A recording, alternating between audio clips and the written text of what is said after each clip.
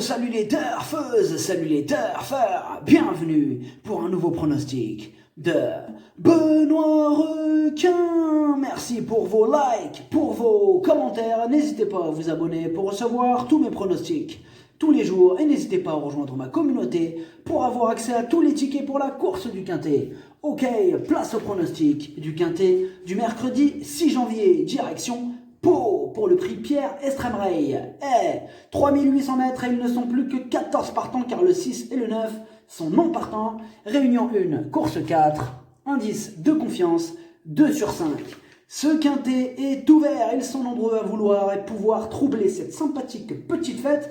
Surtout que bien souvent ça paye à Pau, attention, il y a souvent de très grosses cotes sur cet hippodrome, on va voir ça ensemble. Petit retour sur le magnifique Quintet de ce lundi 4 janvier que je vous ai donné dans l'ordre en 5 chevaux. Comment ça fait trop plaisir, vous êtes super nombreux à m'avoir envoyé des messages, je suis trop content de vous l'avoir fait choper dans l'ordre ce Quintet.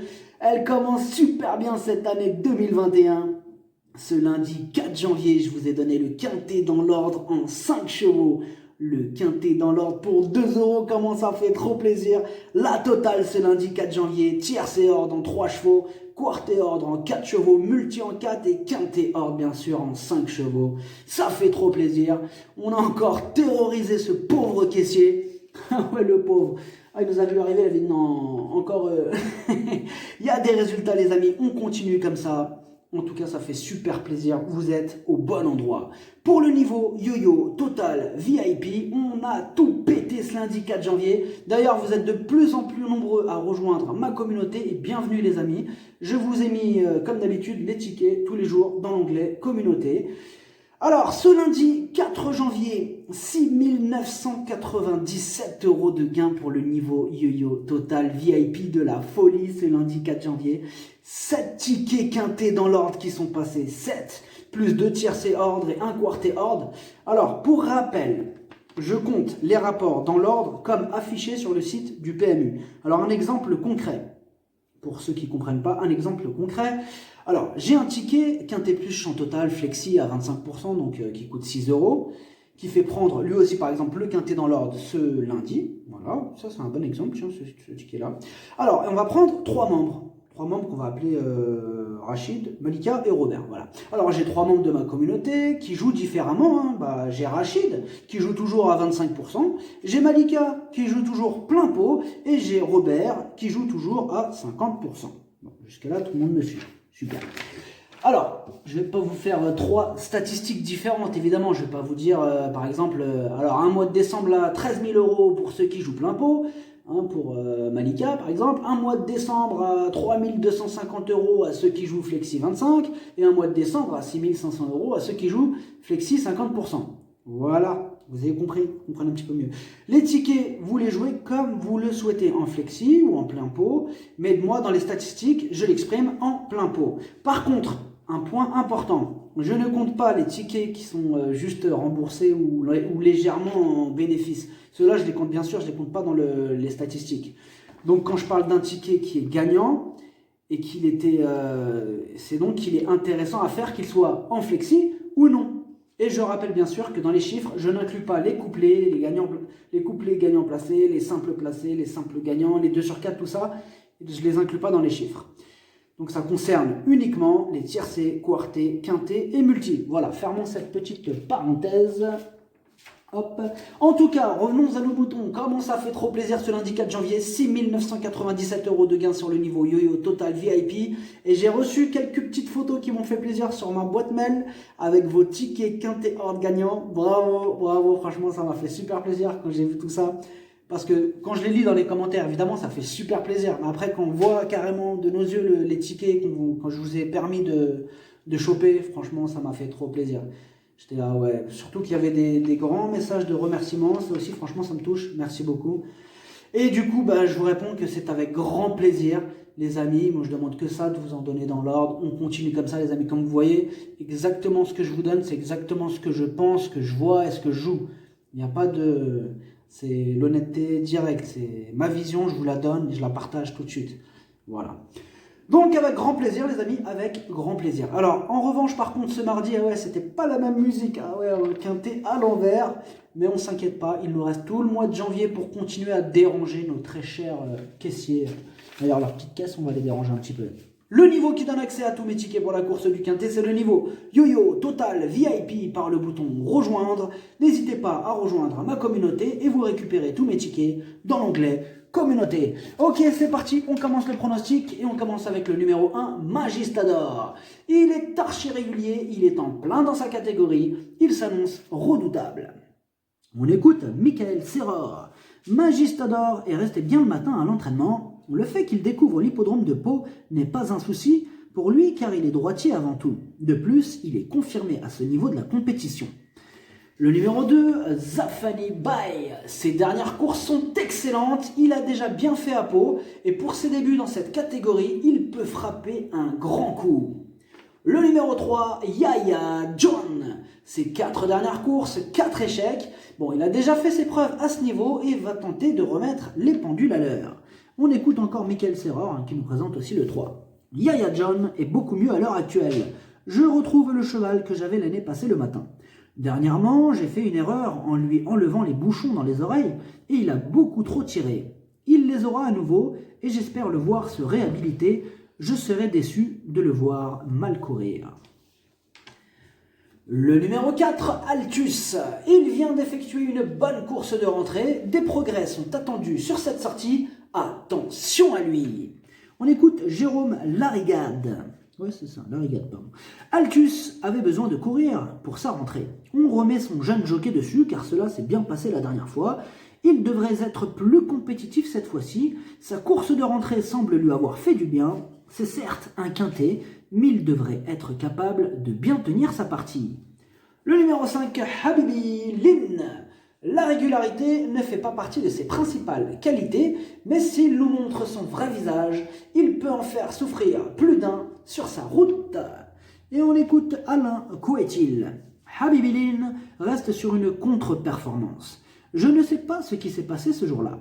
Tout va pour le mieux le matin au travail, dès lors j'en attends une complète réhabilitation. Le numéro 6 est non partant. Le numéro 7, Feu de Bois. Il vient de gagner au niveau réclamé et il va tenter de profiter de sa forme pour monter de catégorie avec bonheur. On écoute Mademoiselle Daniela Mel. Feu de Bois est resté bien après sa dernière sortie qui s'est soldée par une victoire à réclamer. Cela lui a reboosté son moral. Comme il est pris haut en valeur handicap, il rentre dans le quintet. Cela ne va pas être facile, je le cours avant tout pour une petite place. Le numéro 8, Pragelor. Compagnon d'entraînement du précédent cité, il enchaîne les belles sorties en steeplechase, mais il a aussi déjà très bien fait en haie. Il va tenter de continuer sur sa belle lancée. On écoute encore Mademoiselle Daniela Mel. Pragelor a un peu marqué le pas pour finir en dernier lieu dans une course rythmée. Je change de spécialité. Cela va peut-être lui plaire. Il va peut-être aller plus loin s'il n'a pas autant d'efforts à faire pour sauter. Il est resté très bien. Je lui vois une chance pour une place. S'il est dans l'argent, je serai très contente. Le numéro 9, lui aussi non partant. Le numéro 10, Beauté Promise. Ses 6 dernières courses, une seule fois à l'arrivée. Et comme d'habitude avec cette casseuse de tickets, ce sera tout ou rien. On écoute Arnaud Chaillet. Beauté Promise prend de l'âge. À mon sens, la dernière fois, elle avait surtout mal partout, n'ayant pas trop d'action. En outre, cela va lui être très bénéfique de changer d'hippodrome. Elle a été soignée et a repris un peu de fraîcheur. Le terrain lourd lui est nécessaire. Elle me paraît très bien et a le moral. On court pour faire l'arrivée. Le numéro 11, Dandy du Seuil. Il enchaîne les échecs et même si l'on se doute bien qu'il ne restera pas malheureux toute sa vie et que le jour où il frappera, ce sera à grosse cote, il faut quand même reconnaître qu'au vu de ses dernières performances, il est difficile de lui accorder notre confiance. On écoute encore Michael Serror. Dandy du Seuil est un peu comme Yaya John. Il a lui aussi besoin de se racheter, mais semble très bien le matin à l'entraînement. Je ne sais si l'hippodrome de Pau lui conviendra, mais changer de piste peut un peu lui changer les idées. Le numéro 12, Falcaleo, l'un des moins expérimentés du lot mais non dénué de qualité. Il ne semble pas détenir une marge folle, mais il fera encore de son mieux pour obtenir le meilleur classement. On écoute Alain Couetier. Falcaleo a fait une grosse faute à l'avant-dernière haie le jour de sa rentrée. Sinon, je pense qu'on n'aurait pas été loin de la victoire. Il a très bien encaissé, je pensais le voir en deuxième épreuve. Il est en première, mais n'est pas hors d'affaire. C'est un cheval de qualité, il gagnera sûrement son quintet à Auteuil après. Le numéro 13, Portentoso. Il est régulier, fait toutes ses courses ces derniers temps, mais il monte de catégorie. Il lui faudra donc compter sur un parcours sur mesure pour espérer se mêler à l'emballage final. On écoute Erwan Graal. Portentoso est un cheval bien connu. Il est en forme et se plaît en terrain lourd. Il est en meeting et sa bonne forme est d'actualité. En seconde épreuve, avec une décharge, je lui aurais vu une bonne chance. En première épreuve, il peut accrocher une petite place, il n'a pas de marge. Le numéro 14, Promesse d'un soir. Elle est en forme, mais va découvrir cet hippodrome. Néanmoins, elle retrouve des circonstances de course favorables qui peuvent lui permettre de se mettre en valeur, donc mieux vaut ne pas la sous-estimer. On écoute Guy Deluot. Promesse d'un soir n'est pas émoussée. Sa carrière a été contrariée par des soucis de jambes. Je touche du bois, pour le moment, tout va bien. Elle apprécierait une piste franchement lourde, c'est une vraie nageuse. Le tracé de peau qu'elle va découvrir devrait lui plaire, elle effectue le déplacement pour ça. Le numéro 15, fier comme Artaban. Ultra régulier, il fait toutes ses courses. Bon, certes, il monte de catégorie, mais puisque ça paye à peau, c'est un casseur de tickets repéré. On écoute Augustin Adeline de Bois-Brunet. Fier comme Artaban est en bonne condition physique. C'était certes une course à réclamer, mais j'ai toutefois bien aimé sa plus récente sortie, même s'il n'a pas été fluide dans ses sauts en la circonstance. Le numéro 16, Philae du Matane. Ce quintet est ouvert, la preuve avec elle, qui répète toutes ses courses ces derniers temps. Elle affronte une opposition relevée, mais elle fera encore de son mieux pour tenter d'intégrer la combinaison gagnante. Outsider valable. On écoute Gabriel Linders. Philae du Matane va patienter de venir finir. Bon, c'est marqué comme ça, franchement, ça ne veut rien dire ça. Philae du Matin va patienter de venir finir. Ok, d'accord. Bon, vas-y. Je pensais la voir dans la seconde épreuve de ce handicap divisé. En première épreuve, la donne est différente. Je n'ai pas détaillé la qualité du lot proposé ce mercredi. À mon sens, elle a le droit de venir chercher une bonne place.